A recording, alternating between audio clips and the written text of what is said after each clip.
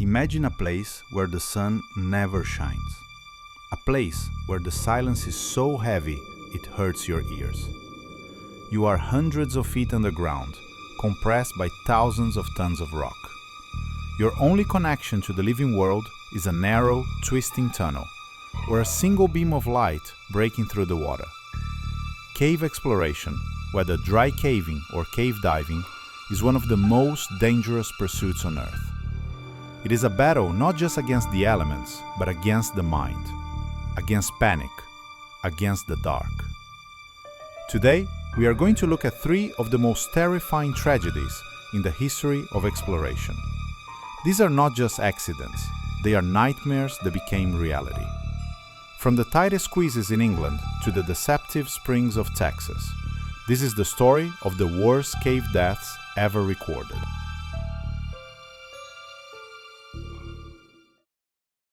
Our first story takes us back to June 24, 1967.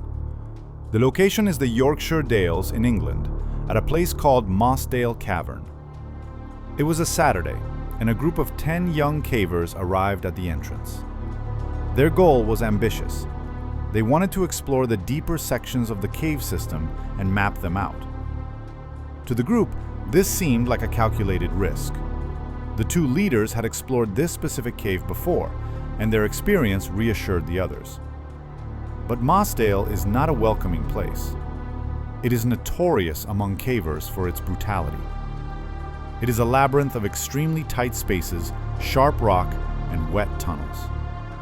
There are very few areas inside where a human being can actually stand up fully. For most of the journey, you are on your knees, or worse, on your stomach. After a few hours of crawling into the dark, 4 of the cavers began to realize just how difficult this cave actually was.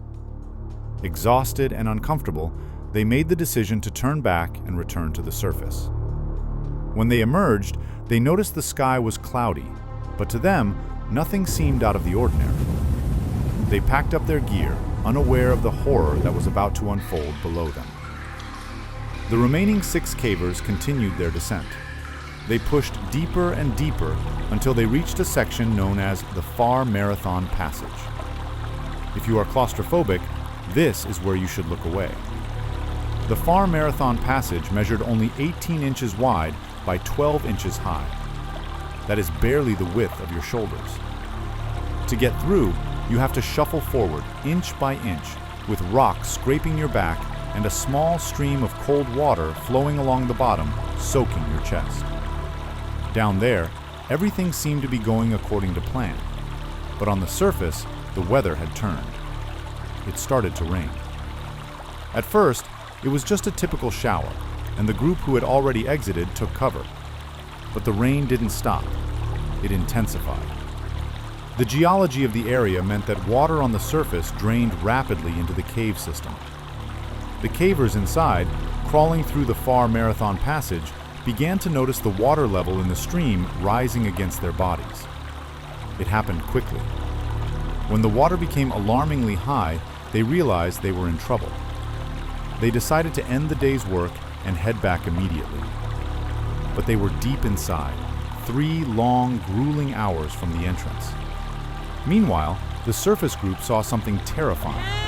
The rain had been so heavy that a lake had formed around the cave entrance. The water was pouring into the hole like a drain. The cavers inside had no idea of the sheer volume of water cascading toward them. They were effectively inside a flooding pipe. The surface group ran to get help, but it was a race against nature. Inside the narrow tunnels, the 6 men frantically tried to retreat to higher chambers, searching for any pocket of air. But the water continued to rise, relentless, pressing toward their faces, filling the tiny 12-inch gap between the floor and the ceiling. Rescuers and hundreds of volunteers worked tirelessly for days.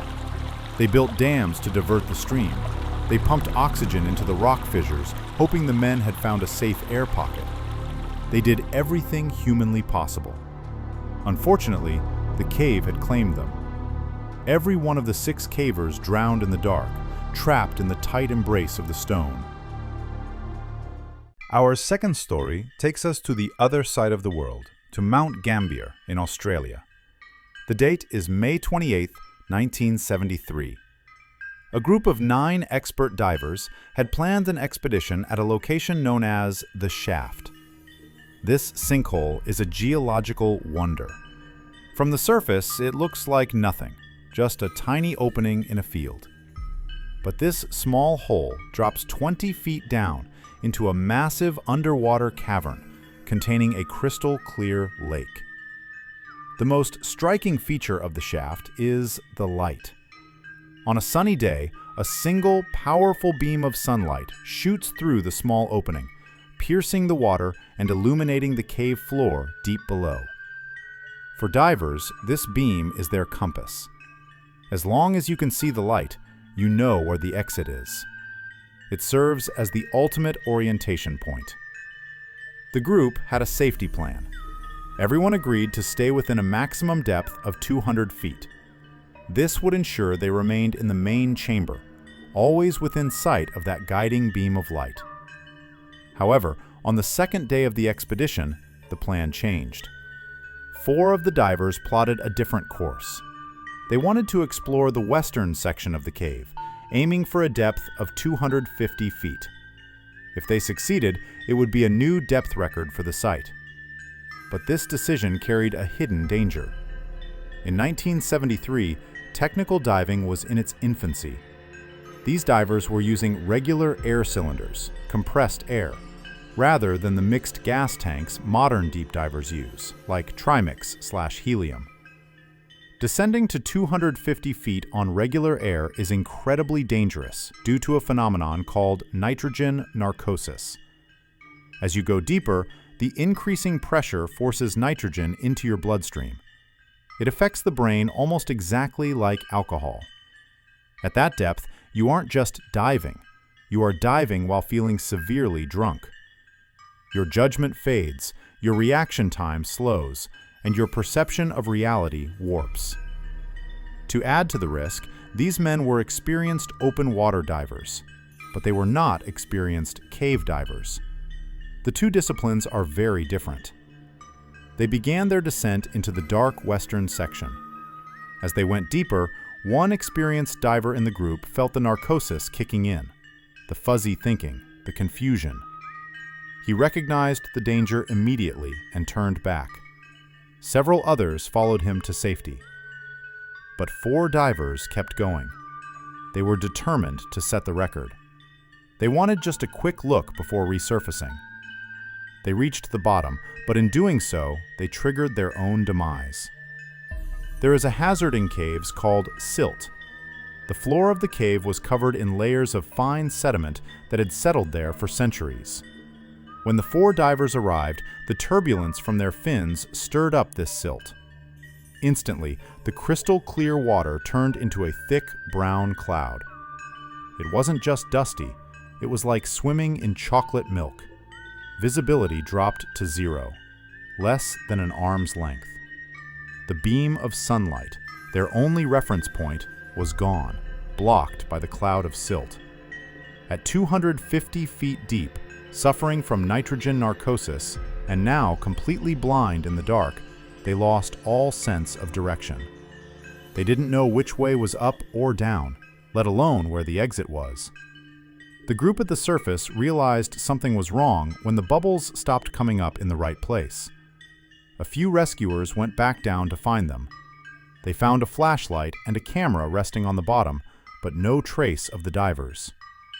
Without the ability to see, with their oxygen running dangerously low and their minds clouded by narcosis, the 4 divers drowned in the darkness.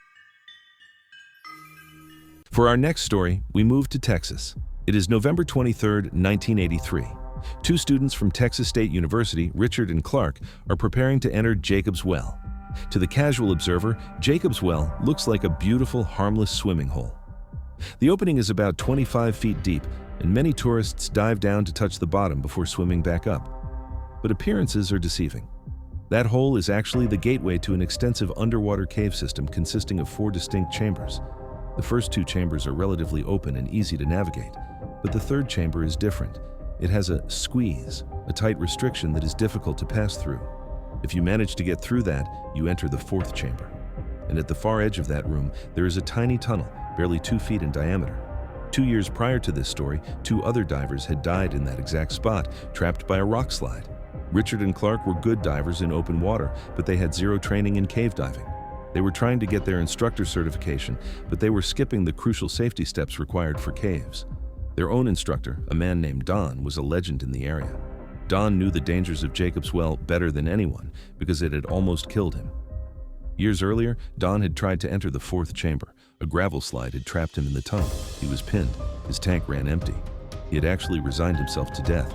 In a last-second survival instinct, Don thrashed wildly, clearing enough gravel to escape. But he ascended too fast. As he shot to the surface, the air inside his body expanded. By the time he broke the surface, his body had ballooned to almost 4 times its normal size. His stomach had completely ruptured. He survived, but the trauma was immense. He spent years trying to seal off that dangerous tunnel with cement and grates to save others, but other divers kept breaking it open, leaving notes saying, "You can't keep us out." These warnings did not stop Richard and Clark. They wanted to see it for themselves. On that day in November, they entered the well. They reached the third chamber where the tight squeeze was located. Richard removed his tank to fit through the hole, pushing it in front of him. He started going in. When Clark followed, removing his own tank to squeeze through, he saw a nightmare. He looked at Richard's face and realized Richard didn't have his tank anymore. He had lost his grip on it in the tight space. Richard was suffocating. Clark reacted instantly. He reached for his own regulator, his breathing mouthpiece, and shoved it into Richard's mouth. Richard took a breath. Then Clark took it back to take a breath. They were now buddy breathing, sharing one single air supply while trapped in a tight underwater cave. They began to pass the regulator back and forth, frantically trying to back out of the chamber. Somehow they managed to get back through the squeeze. They were now in the more open water. They began swimming toward what they thought was the exit. Then they heard a sound that stopped their hearts. Clank. The sound of metal hitting rock. They had not swum toward the exit. In their panic, they had swum into a false chimney, a blind tunnel that goes straight up but ends in solid rock. The clank sound told them 2 things. 1, they had hit a wall, and 2, the hollow ring meant the tank was almost completely empty. Clark knew this was the end. In a burst of adrenaline, he abandoned Richard. It was the only choice. He swam for the surface, covering an incredible 75 feet on a single breath of air, his lungs burning. He broke the surface, gasping, alive. But Richard remained behind. He had no air left and no way out. He drowned in the false chimney. When the police were called to recover the body, they called the local expert, Don. The instructor arrived at the scene, only to realize with horror that the victim was one of his own students. These stories serve as a grim reminder. The underground world is alien to us. It is indifferent to our presence and unforgiving of our mistakes. Whether it is the weight of water, the loss of light, or the air itself turning against you, the cave always wins if you are not prepared. If you found these stories interesting, please like the video and subscribe for more explanations by Sketch. Stay safe and stay out of the dark.